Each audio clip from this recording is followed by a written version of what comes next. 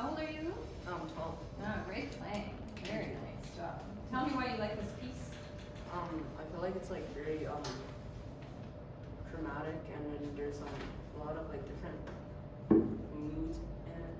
So there's like dramatic and kind of like angry mood, and then there's also like a singing mood. Yeah, it's true, it's good. And I think that the development here where you started, it's one of the most beautiful places in this first movement too, actually. Very, very nice. Yeah, it's good. I love it. You know, you play, I think you have a nice facility. Your left hand looks really good in particular. And I think that I'm just curious a little bit about the tempos in general. You have a few tempos. And I think that how you were playing the last section, actually the tricky part at H, I thought that was a nice clip. And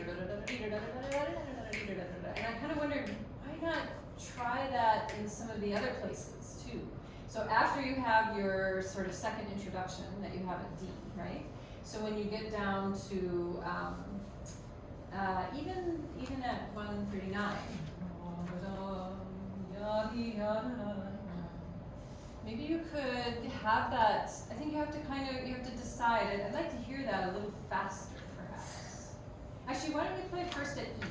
Let's establish that tempo. That's the return, the recap. Okay, I don't have the letters. Oh, 157.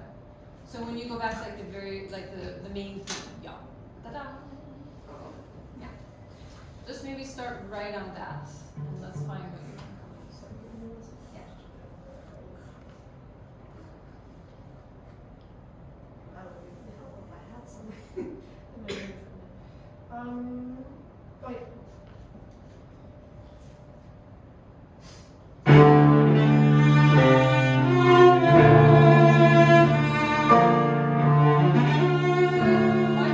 Why don't you try just a little faster? Have you tried? I think I heard the end of it a little bit like this tempo. Let's try this.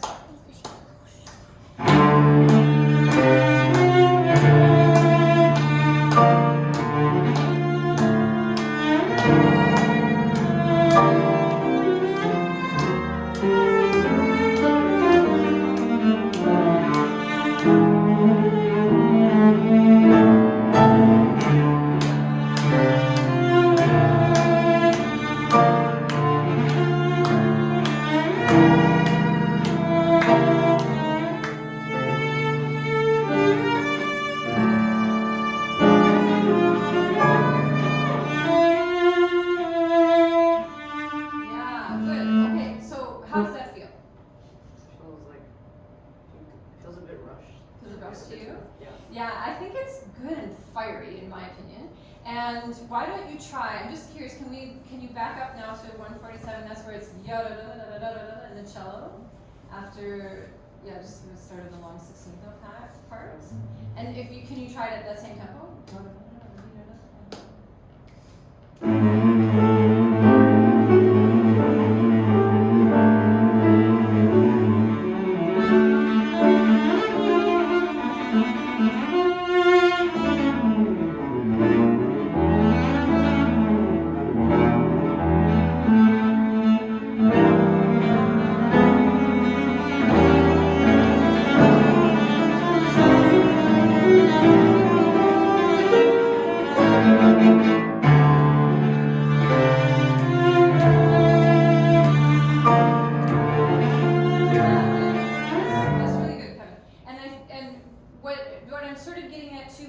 Finding a main tempo that you can work around, because of course, as you know, all the way from the beginning to the end of this movement, there's a lot of times where he asks you to broaden the tempo.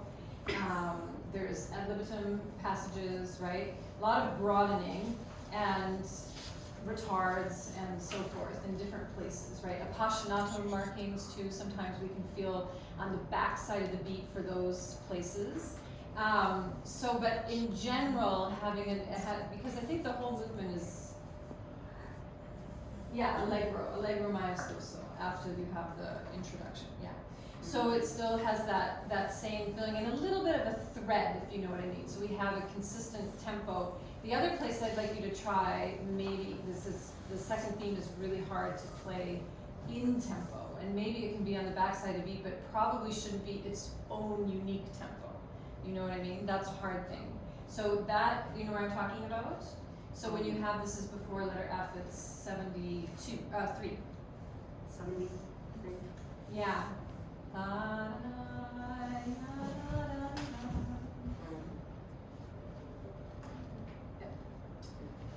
So this one, you know, this one is dolce. It shouldn't really feel rushed, but it should be, you know, as Lalo wrote, he says that it's, you know, a tempo. So we have to find a kind of something similar. So, and I thought you played it so expressively. So I wonder if you can try a little quicker and still keep your detail with your beautiful expression that you have. Okay, and there's lots of tenutos in this, so those can take a little time, you know, but just a little closer to the main tempo.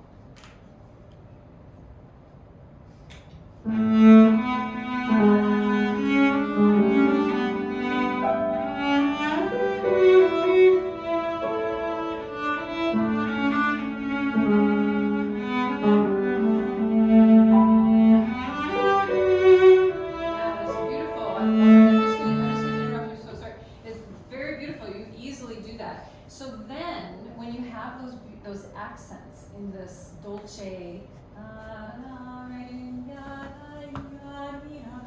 can you vibrate them as well, sort of extra? Because we have to figure out what does he mean by those accents, right? Something, right? So we have to give an emphasis with the bow a little bit, but I think also the left hand can give a kind of, like you don't really want to let go of them. Then it flows again, then you have once more those accents. Just try it one more time and see what you can get in there.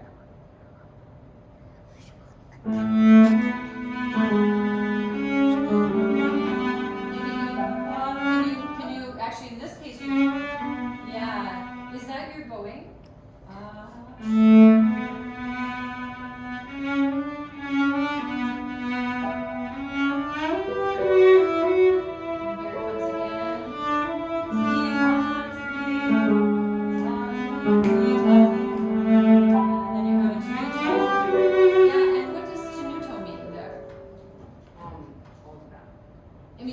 That's right. So the G, you're going to have to just take a tiny bit of time for that. And also well vibrated on the G. How about from, do you know the bowing where you are? Just the beginning of the bar.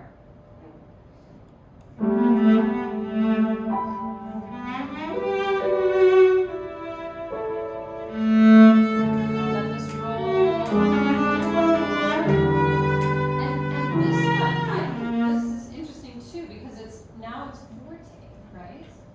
So maybe a little stronger, maybe a more romantic, more extroverted kind of crescendo to this. And then it comes back down to letter F. When you get to F, which is 183, then it's dolcissimo. So even more special than the first time.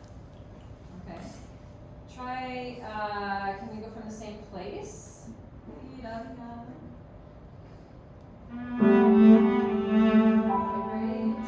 Oh, I think you have to vibrate the G though, because that's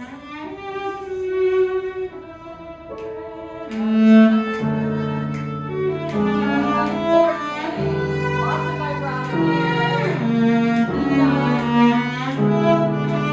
Now we have a big diminuendo, maybe a little bit of time.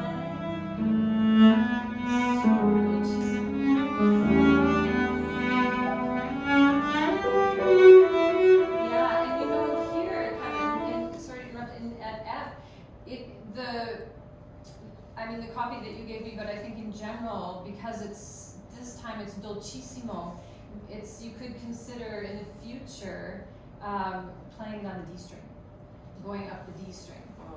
Yeah, so it's right at F. It's 1, 2, on the D string, and then even up to the G on the D string, and then over to the A string for right before you come the last bar and a half before you come to the long A. You know what I mean?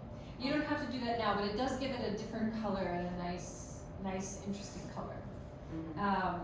Okay, so I interrupted once more, but let's do the same place again so you can do that beautiful crescendo to the quick crescendo to the forte.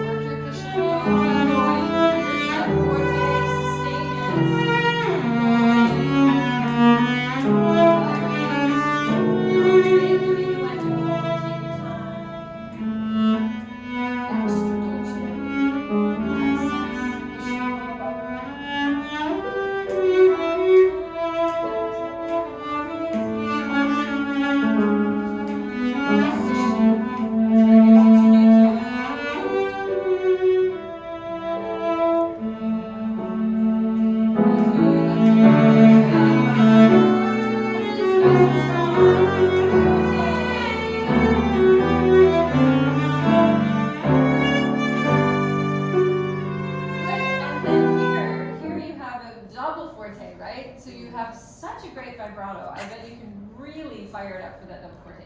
Can you go from the down, do you want to go from the long A? So pick up to 189.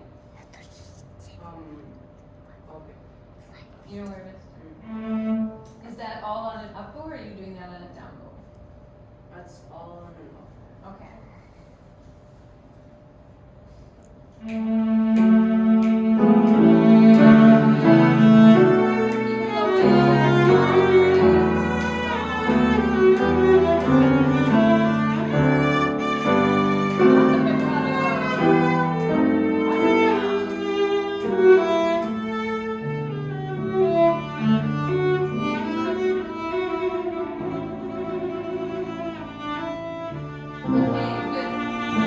Very good. I think when you play on the high D's there, in the double forte, I think you can get the even bigger sound. Can you just play a little bit by yourself? Just go up, or just start right up there if you want. How about you come right back to the frog? D the frog, right at the frog. So you can play that long note of the frog. Yeah, you got it. Right after that.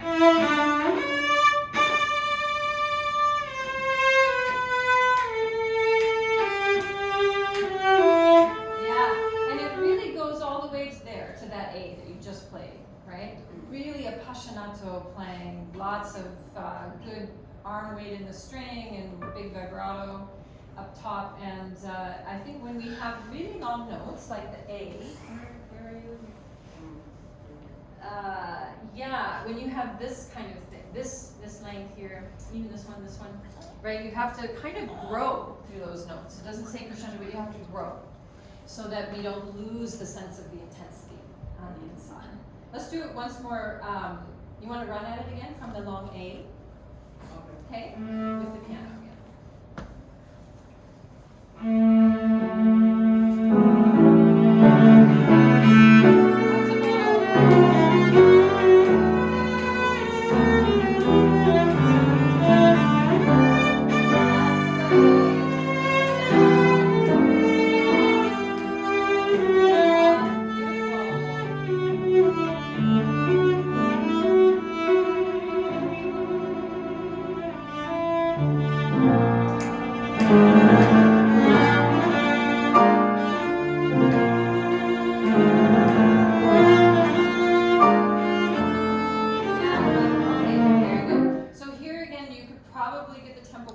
A little bit more. This helps with this, Lalo is French, but he really, I think, maybe wanted to be Spanish. He's like, has that flavor, and of course with his violin concerto, he called it Sinfonia Española. And so it's one of those things. But I think this part right here really, it's really fiery. Right? I think you can have some fun lifting your bow even on some of those quarter notes before the 16ths, to get a little bit of that flair in there. How about you try, just have a couple minutes, just try G one more time, right at G, and we'll get the tempo back and just play for 6 bars or something. Oh, that's your long D at 197.